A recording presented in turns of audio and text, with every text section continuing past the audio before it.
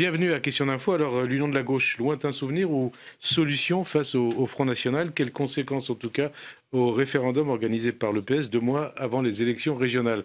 Invité de Question d'Info aujourd'hui, Pierre Laurent, le secrétaire national du Parti communiste, est à mes côtés pour vous interroger, Monsieur Laurent, Françoise Fressos du Monde, Frédéric Duboulin de l'AFP et Yannick Falt de France Info.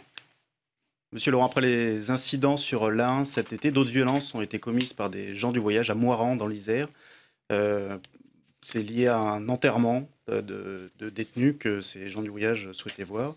Est-ce que vous comprenez ces violences? Est-ce que vous comprenez cet état de violence et de colère?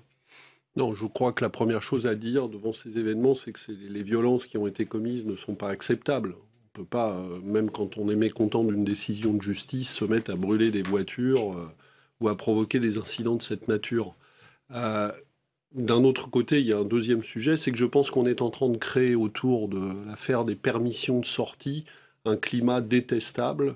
Qui est responsable de ça? Un climat détestable. Il faut savoir que la population carcérale en France augmente ces dernières années, augmente fortement, avec des résultats en matière de sécurité qui sont très discutables, comme on le voit. Or, le nombre de permissions de sortie, lui, fond.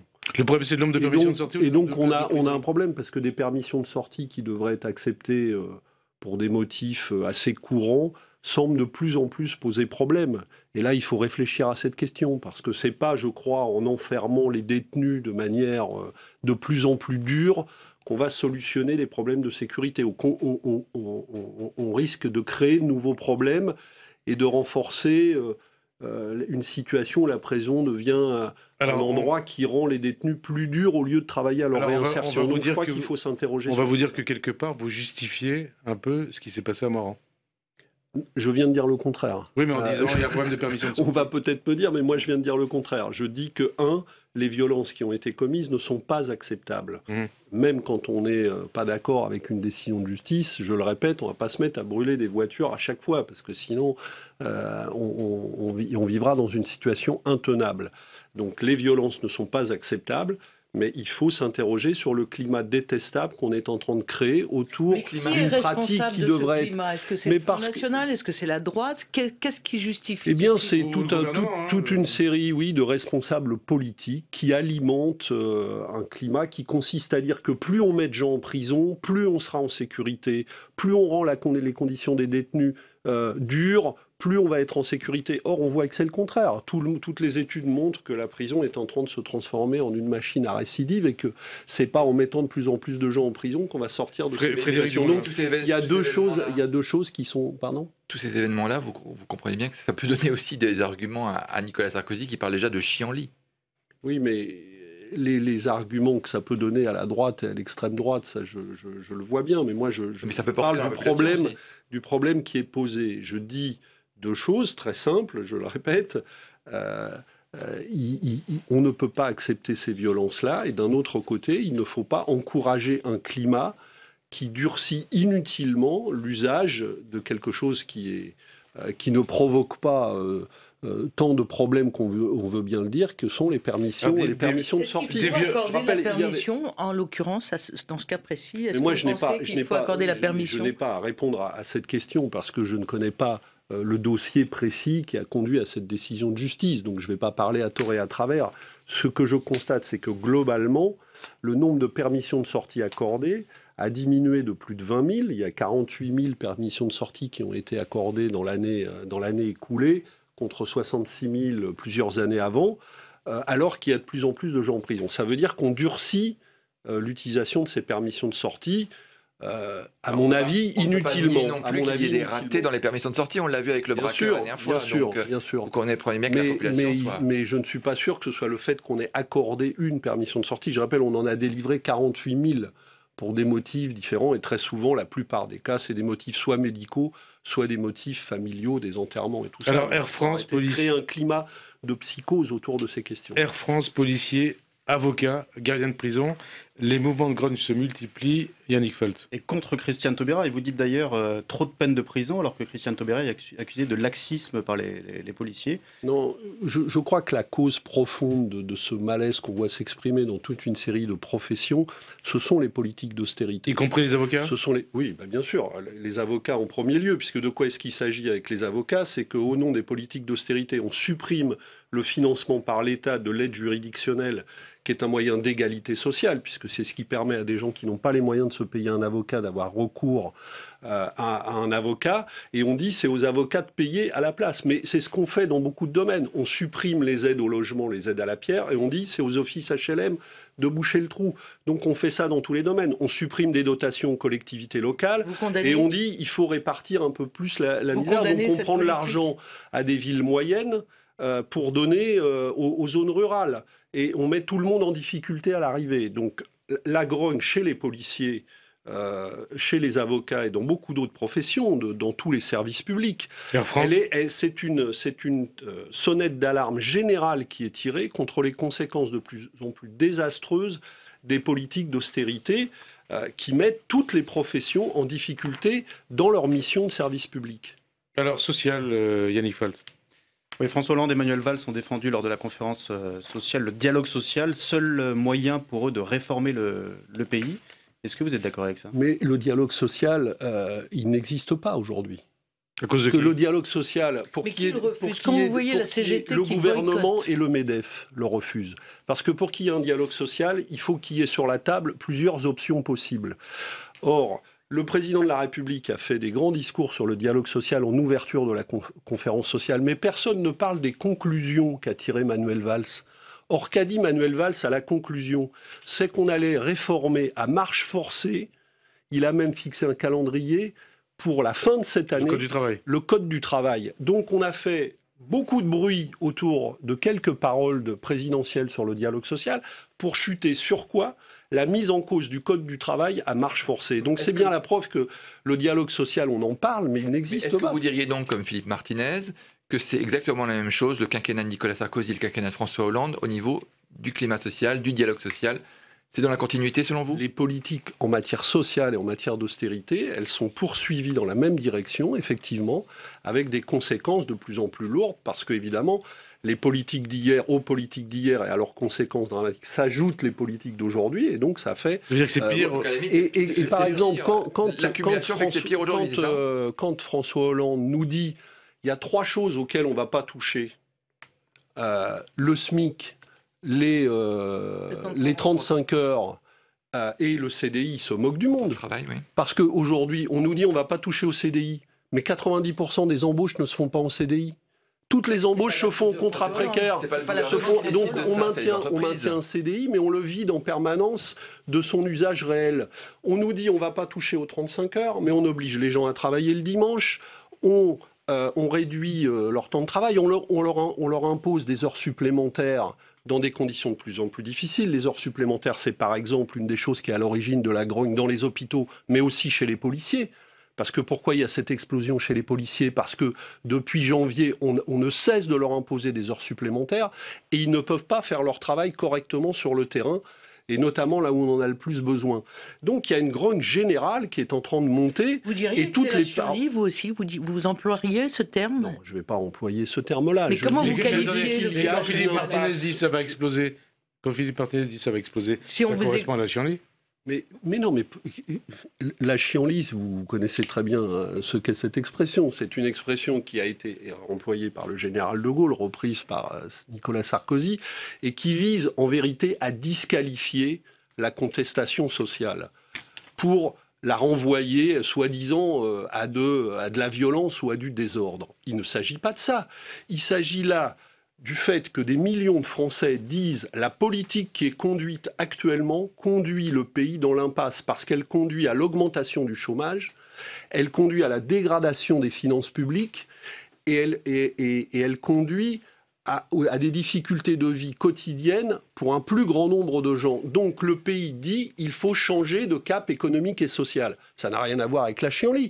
C'est un débat démocratique qui est exigé par le pays. Et ce qui est en train de monter dans le pays... Et vous pensez qu'il sera imposé par la rue, donc ce changement? Mais il sera imposé par les urnes, par la mobilisation sociale, par la vie démocratique, tout simplement.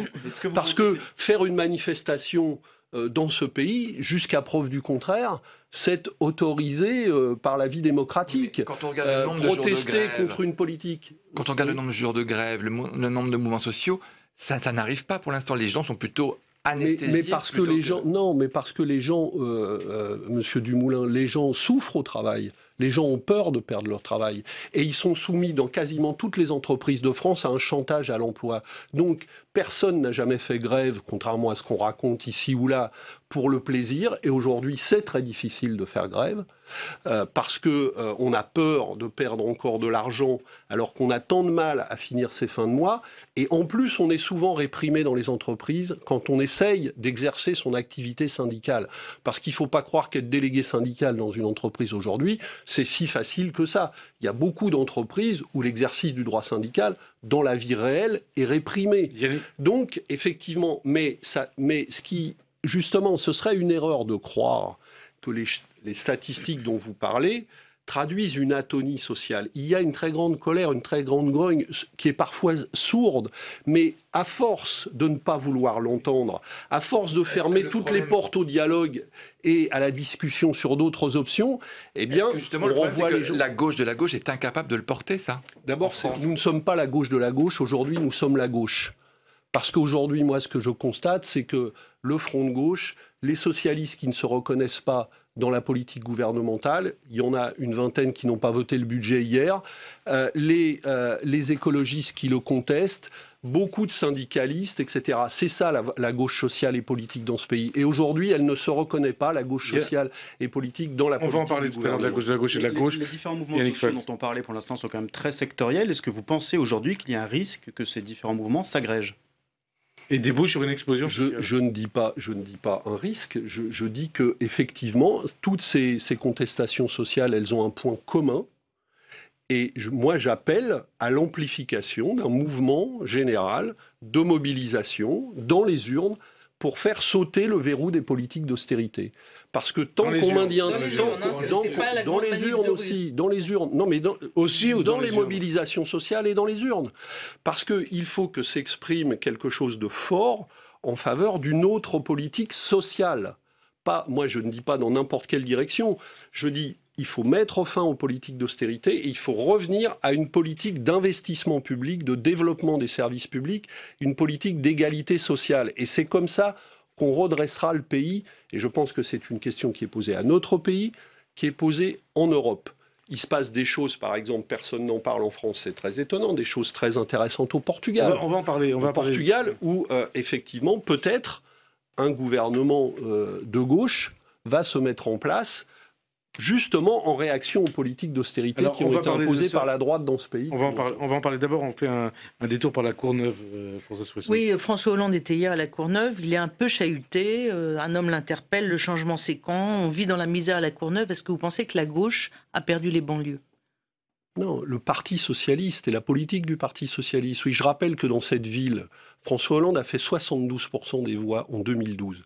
Ça veut dire que dans ces villes populaires, on attendait beaucoup du changement après des années où la politique de Nicolas Sarkozy avait été extrêmement dure. Et je rappelle que c'est à la Courneuve que Sarkozy avait été faire sa déclaration sur « on va nettoyer les banlieues au Karcher ».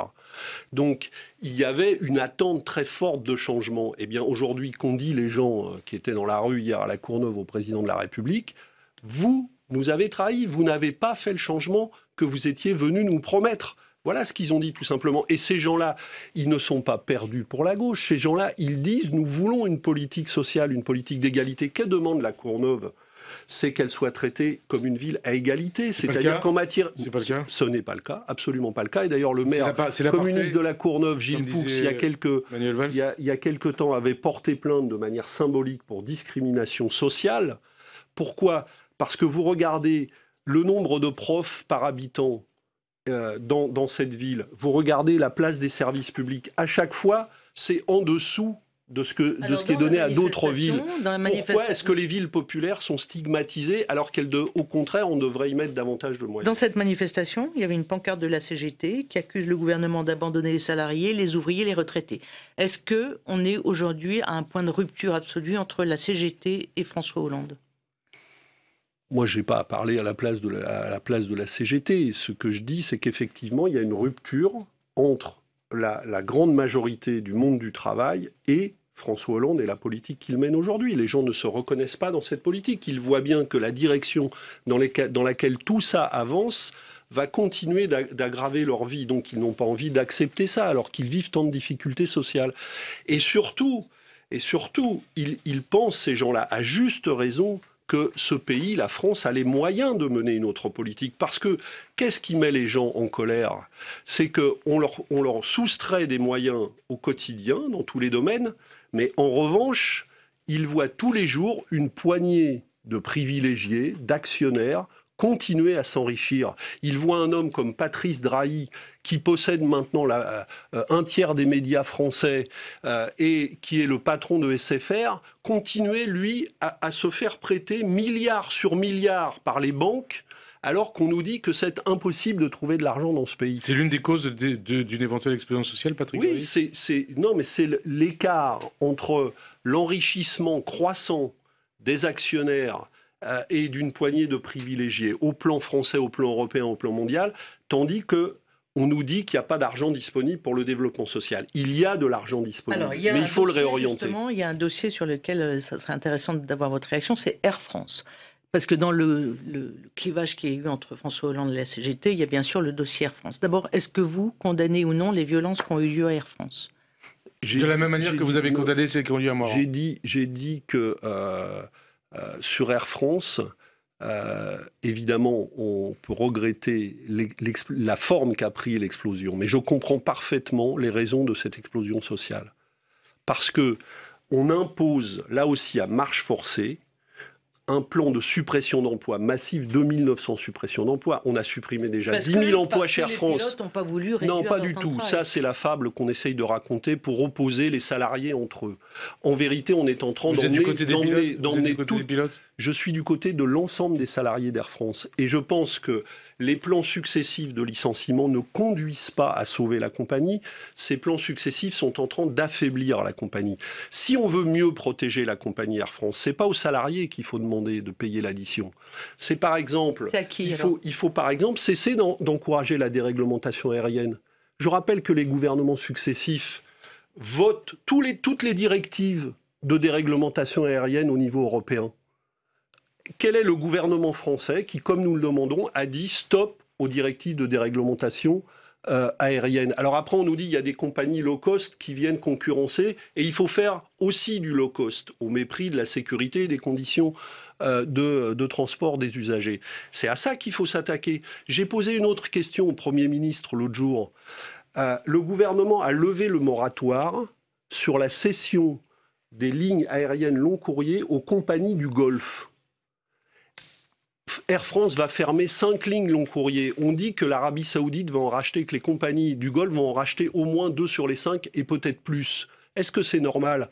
Et ensuite, on vient dire aux salariés, il y a trop de concurrence qu'on a Air France. Contre les intérêts de sa propre compagnie. Oui, nationale. absolument, c'est ce que je dis. Et j'aurais aimé que le Premier ministre me réponde sur cette question précise qui était dans ma question d'actualité au Sénat. Il ne l'a pas fait.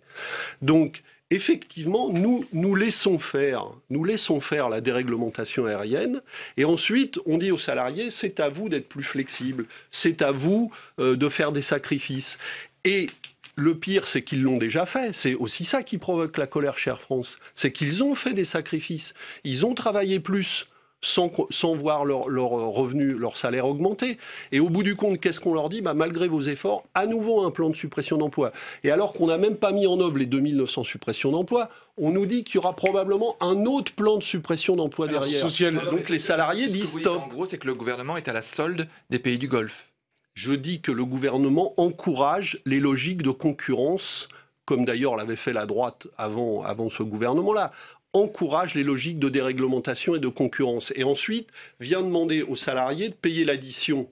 Eh bien, nous, on dit, un gouvernement au contraire, devrait s'opposer aux logiques de déréglementation et on devrait se prononcer pour un moratoire contre toutes les directives de déréglementation européenne, donc pour protéger l'emploi dans les différents pays et faire cesser les logiques de dumping social. Et investir dans le développement de la compagnie Air France. Social toujours avec la retraite, la question de la retraite. Et l'accord conclu sur les retraites complémentaires qui repousse d'1 an l'âge de départ en retraite, pour vous, c'est une manière de conserver, de faire vivre le modèle social français ou c'est une manière de l'atteindre et de le remettre en cause? Non, c'est une manière supplémentaire de l'atteindre. Je pense que nous sommes dans un pays qui... la situation est intenable de ce point de vue. On demande aux gens de travailler de plus en plus longtemps. Nous avons 5,5 millions de chômeurs officiels. Il devient de plus en plus difficile pour les jeunes d'entrer sur le marché du travail. Et souvent, ils y entrent par une longue période de plus en plus longue de précarité, sans réussir à avoir un CDI.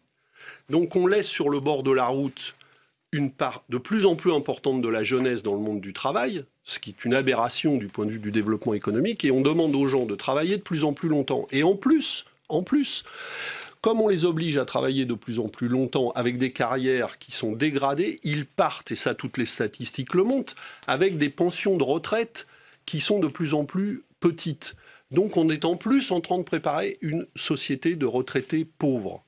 Donc je dis que cette logique globale, il faut la changer totalement. Alors on va vous répondre que si on rallonge d'une année cette perception de la retraite complémentaire, c'est pour justement augmenter les retraites complémentaires. Non, mais on ne les augmente pas. Aujourd'hui, les retraites, elles n'augmentent pas. Les retraites, le niveau moyen des pensions ne cesse de baisser. Travailler un an de plus, c'est pour pouvoir avoir une retraite plus importante. Non, c'est pas pour avoir une retraite plus importante. C'est ce qu'on peut vous dire. Non, pour éventuellement limiter la baisse de sa retraite. Parce qu'aujourd'hui, comme on a allongé à 43 années de cotisation une retraite et qu'on sait pertinemment, pour avoir une retraite complète, que les gens qui sortiront du travail à la fin de leur vie avec 43 années de cotisation, ça n'existera plus. Ça veut dire quoi? Ça veut dire que la décote sur sa retraite, elle sera systématique. Donc tous les gens qui partiront dans 15, 10, 15, 20 ans avec des retraites complètes, il n'y en aura quasiment plus. C'est ça la réalité des réformes qu'on a mises en œuvre. Donc on est en train de faire baisser le niveau des pensions, pas de le protéger. Et moi je dis l'inverse, je dis qu'il faudrait consacrer davantage d'argent issu de la richesse créée par le travail. Donc évidemment pour ça il faut diminuer les dividendes, il faut diminuer les revenus des actionnaires, il faut diminuer les opérations financières d'OPA entre les entreprises, diminuer toutes les opérations financières de croissance externe. Donc il faut taper dans les revenus financiers, donc, ça veut dans les dire revenus que le budget des actionnaires. Va dans le bon sens. Pardon ? Le budget 2016, il va donc dans le bon sens ? Non, pas du tout. Le budget 2016, il encourage l'austérité, il réduit tous les budgets d'investissement public et il va mettre tout le monde dans la difficulté. Donc je dis qu'il y a de l'argent à aller chercher du côté des revenus financiers, des revenus des actionnaires et qu'il faudrait le mettre dans le développement commun. Et en protégeant justement les revenus de la retraite et en permettant à des gens de partir, on créerait un appel pour embaucher davantage de jeunes. Quelques questions précises sur le budget. Les 2 milliards de baisse d'impôts. Pardon ? Les 2 milliards de baisse d'impôts accordés à 8 millions de contribuables. Non, il n'y a pas 2 milliards de baisse d'impôts. L'impôt globalement pour les ménages augmente. Pourquoi ? Parce qu'on ne paye pas que l'impôt sur le revenu. Je rappelle que la première recette fiscale de l'État, 3 fois supérieure à celle de l'impôt sur le revenu, s'appelle la TVA. Et on augmente la TVA. Donc, on fait, et c'est l'impôt le plus injuste, puisqu'il frappe tout le monde de la même manière, quel que soit son revenu. Ça n'est pas un impôt progressif.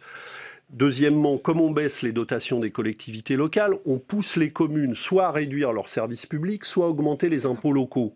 Et les impôts locaux sont en train d'augmenter. Donc quand on met tout ensemble, et qu'on additionne l'ensemble, les revenus des ménages modestes ne sont pas en train de baisser. Ils sont en train d'augmenter aujourd'hui.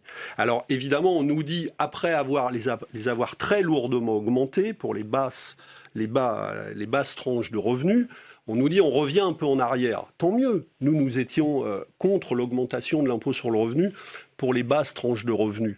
Donc on refait un petit pas dans le bon sens, mais dans un paysage global qui ne convient pas du tout.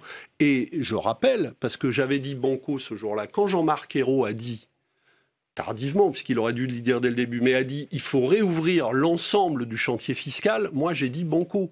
Bon, ça lui a visiblement coûté son poste de Premier ministre. Et donc, on l'a remplacé par Manuel Valls, qui lui a repris à son compte le discours sur lequel la seule question qui se pose, c'est de baisser les impôts, mais là, on les baisse pour tout le monde, pour les entreprises, on les baisse de manière aveugle.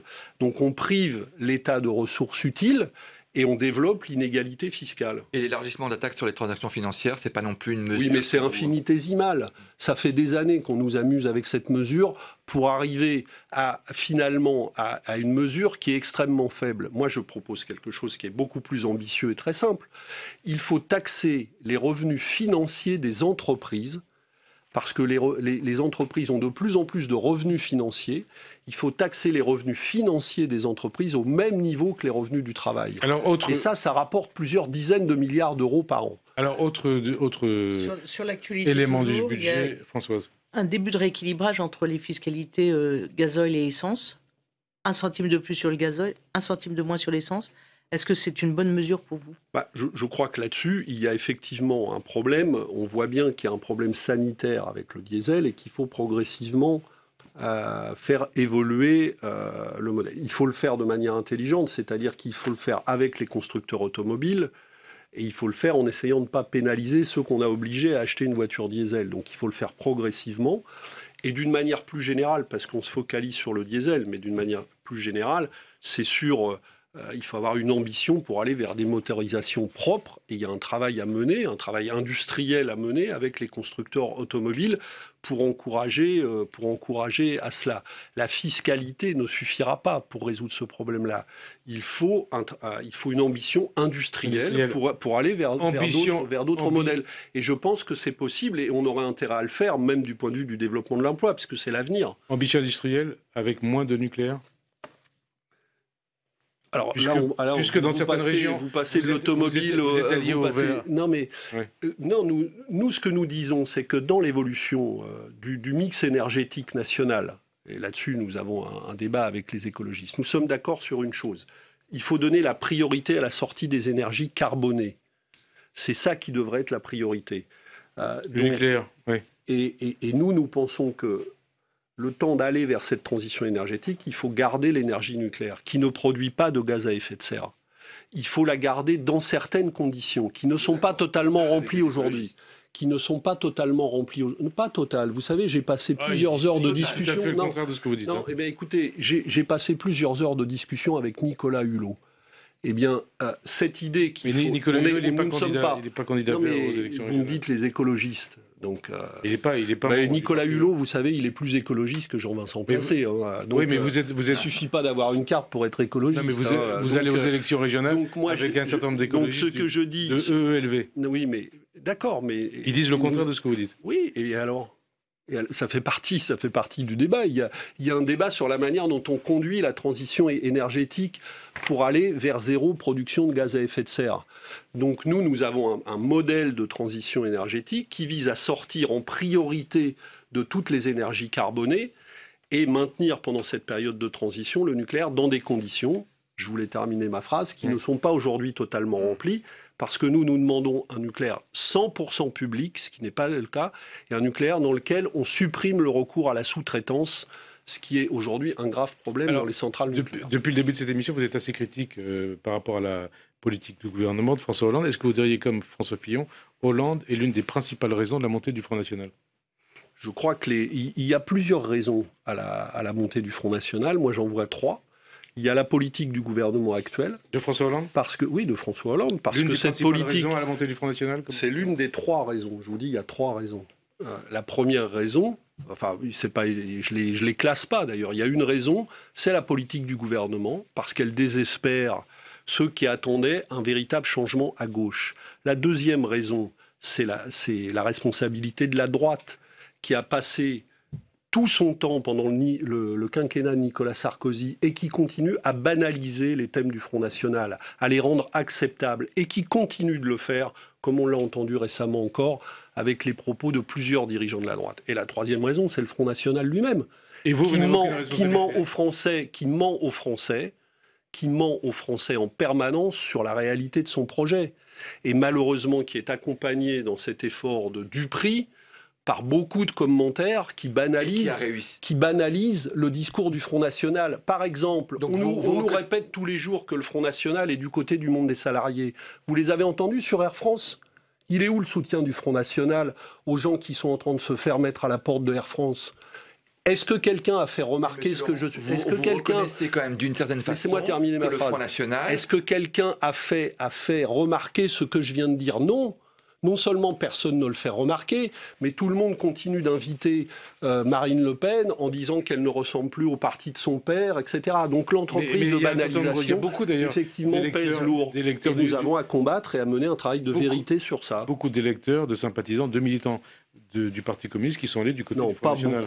Pas beaucoup, comme vous le dites. Et ça, on remarque dans les anciennes terres d'élection du Parti communiste. Oui, mais toutes les études montrent qu'il n'y a pas beaucoup, comme vous dites. Le transfert, il a été massif d'électeurs de droite vers le Front National, et ça, toutes les études le montrent. Donc l'électorat populaire qui votait à droite s'est radicalisé en faveur du Front National.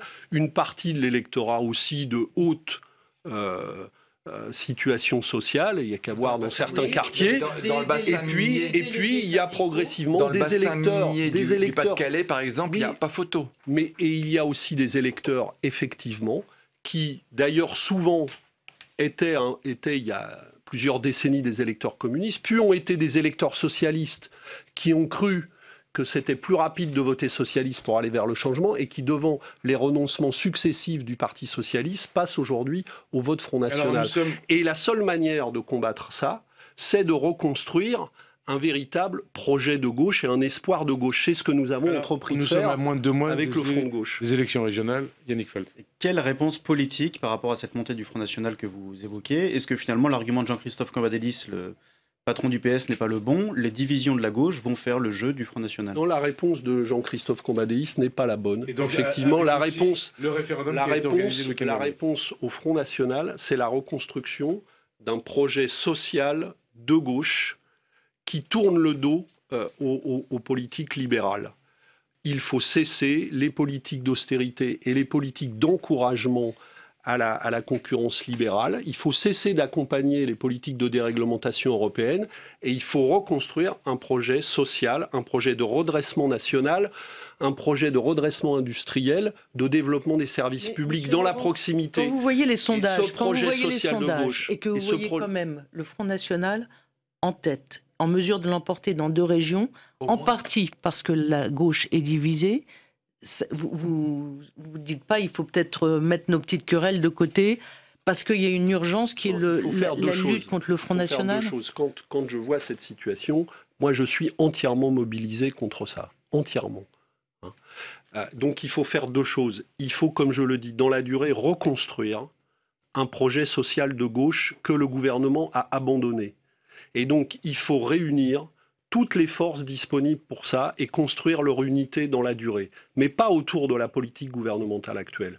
Et ça va prendre effectivement du temps et ça ne se fera pas en 3 mois. Les régionales, est-ce qu'il y aura réunion de la gauche ? Deuxième chose, évidemment, dans une élection où le Front National est en position de gagner, il faut tout faire pour le battre. Alors, et c'est ce que nous ferons. Tout faire, c'est-à-dire, au soir du premier tour, si l'écart entre la gauche, par exemple dans le Nord-Pas-de-Calais, Picardie, est trop élevé avec le Front National, est-ce qu'il faut carrément que la gauche se retire ? Non, mais on n'en est pas là. Il faut d'abord... Oui, attendez, vous êtes marrant. On commence une campagne électorale. Elle n'a même pas commencé, elle va durer quelques semaines et vous voulez la zapper. Vous êtes attendu là-dessus et qu'au soir du premier tour, ça sera une pression énorme sur les états-majors de gauche.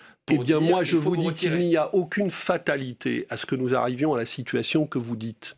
Je pense qu'il n'y aura pas, dans le Nord-Pas-de-Calais, en Picardie, un écart tellement conséquent entre le total des listes de gauche et le Front National. Oui, mais si la gauche se maintient et que le Front National passe finalement ?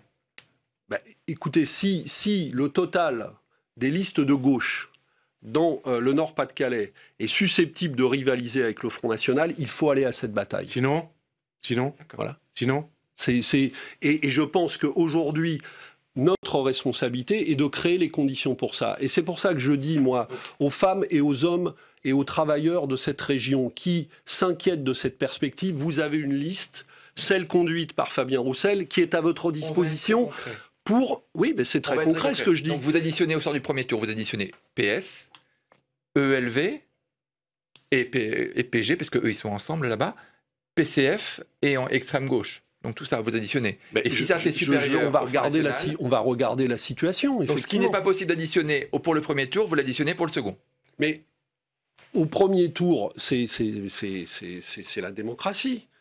Nous proposons une option qui est une option de lutte pour des vraies politiques sociales dans la région. Et les gens de cette région savent qu'ils peuvent compter sur nous. Je leur dis, vous pouvez mettre cette liste-là le plus haut possible. Et plus elle sera haute, plus nous aurons des chances et nous aurons créé les conditions de battre le Front National. Précision, ça veut dire que vous êtes pour des listes d'union de la gauche au second tour?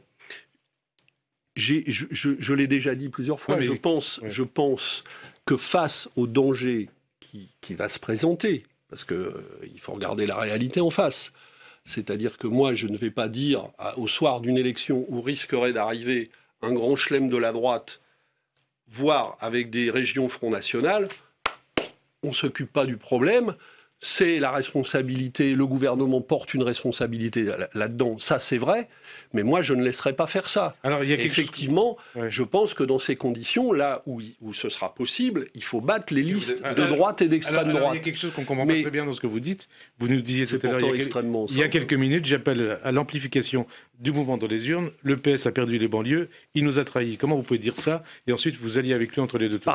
Parce que je sais, je viens... Ça va faire bizarre. Écoutez, en Île-de-France, moi je viens d'écouter le programme du Front National.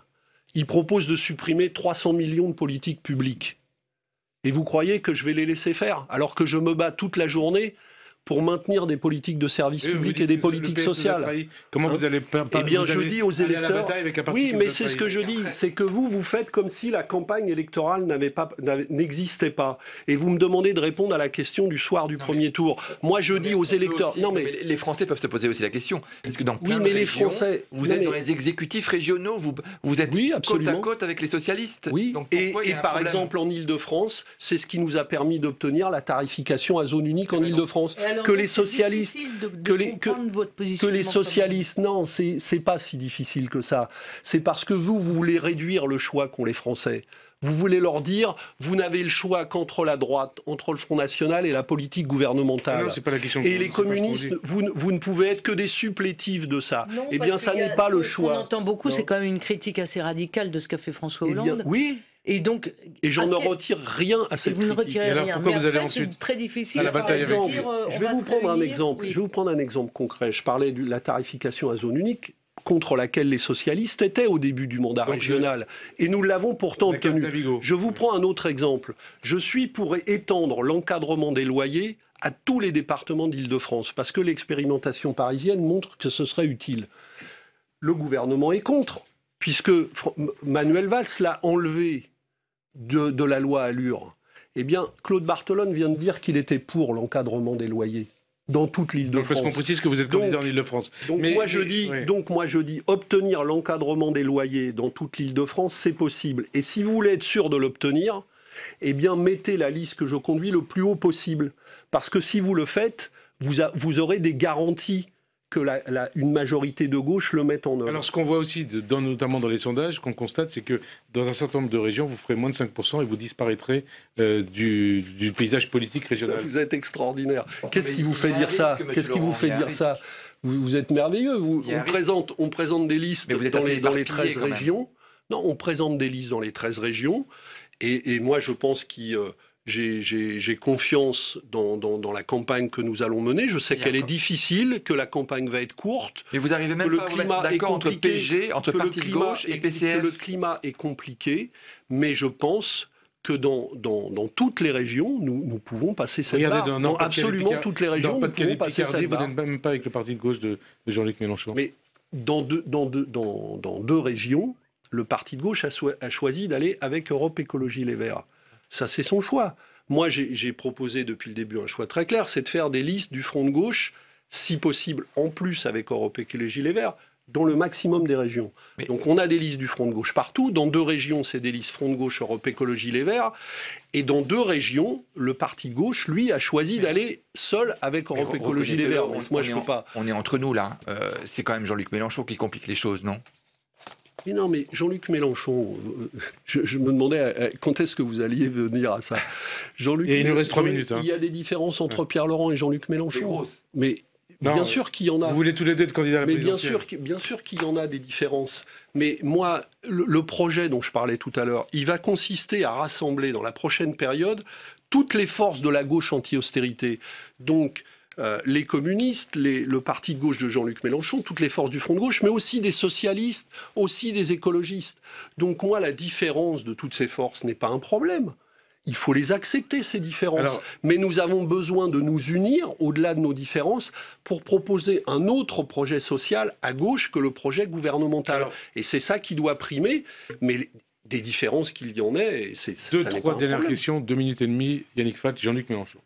Jean-Luc Mélenchon, s'il était candidat à nouveau en 2017, est-ce que vous le soutiendrez ou pas ? J'ai dit sur cette question, il y a quelques semaines, que pour moi, le moment n'est pas de se prononcer sur cette question-là. Parce que... Et pourquoi vous êtes en colère contre lui ? Mais je ne suis pas en colère contre lui. J'essaie. Le moment n'est pas de se prononcer, donc il n'y aura pas forcément de candidat, il y a un risque. Non, il y a un risque que, à côté de la candidature de François Hollande, il y ait une multiplication de candidatures. Et alors ? Moi, je pense qu'il ne faut pas cette situation. Ah oui. Je pense qu'il faut une candidature et un projet et une candidature à l'arrivée qui rassemble le maximum de forces de la gauche anti-austérité. Vous excluez qu'il n'y ait que François Hollande à gauche. Je dis que pour résoudre ce problème qui se pose, il ne faut pas commencer par la question de la candidature. Et donc, moi, j'appelle ces forces-là à parler entre elles et à créer les conditions d'abord d'écrire un projet ensemble. Et pour être sûr d'écrire un projet ensemble, je pense qu'il faut le faire avec les citoyens et ceux qui attendent autre chose. Vous mettez qui dans ce candidat de rassemblement ? Eh bien, je mets toutes les forces du Front de gauche actuel, tous les socialistes qui ne partagent pas l'orientation d'austérité du gouvernement, et tous les écologistes qui peuvent se retrouver avec nous sur ça, plus beaucoup de gens qui ne sont pas dans une formation politique. On a sur nos listes, moi j'ai sur ma liste, 30% de gens qui ne sont pas dans une organisation, qui sont des gens investis dans le mouvement syndical, dans le mouvement associatif. Ça fait énormément de gens. Je pense même que ça fait la majorité des gens de gauche dans le pays aujourd'hui. Ces gens-là, je leur dis, il faut travailler à un projet unique et à une candidature commune. Mais si on commence par dire... qui est devant François Hollande, ça ? Oui, je pense. Oui, je pense. Dans les urnes, devant François Hollande. Oui, je pense qu'aujourd'hui... Mais attendez, quel est le problème ? C'est que si on va à la présidentielle, si la gauche va à la présidentielle avec la candidature de François Hollande, elle est sûre de perdre. Ah oui ? Et moi, je n'accepte pas cette défaite. Et moi, je n'accepte pas cette défaite. Donc, parce que François Hollande ne peut pas être réélu président de la République. Je crois que la politique gouvernementale actuelle, qui est désavouée par les gens qui l'ont élu, le met dans de très grandes difficultés. Je pense qu'il faut construire une autre candidature de gauche qui soit susceptible de vraiment représenter les attentes de gauche. Pas une primaire de toutes les forces de gauche, ça serait peut-être. Mais je n'exclus aucune méthode pour y parvenir. Je dis que, justement, nous devons discuter de comment construire ce projet et comment parvenir à cette candidature. Et nous allons justement, au lendemain des élections régionales, regarder la situation, voir les forces disponibles et voir comment travailler. Alors on attendra le lendemain des élections régionales. Et nous aurons un congrès au printemps pour décider de tout ça, pour ce qui est des communistes. C'est la fin de Question d'Info. Merci Pierre-Laurent d'avoir répondu à notre invitation. Merci à vous de nous être fidèles et à la semaine prochaine. Merci.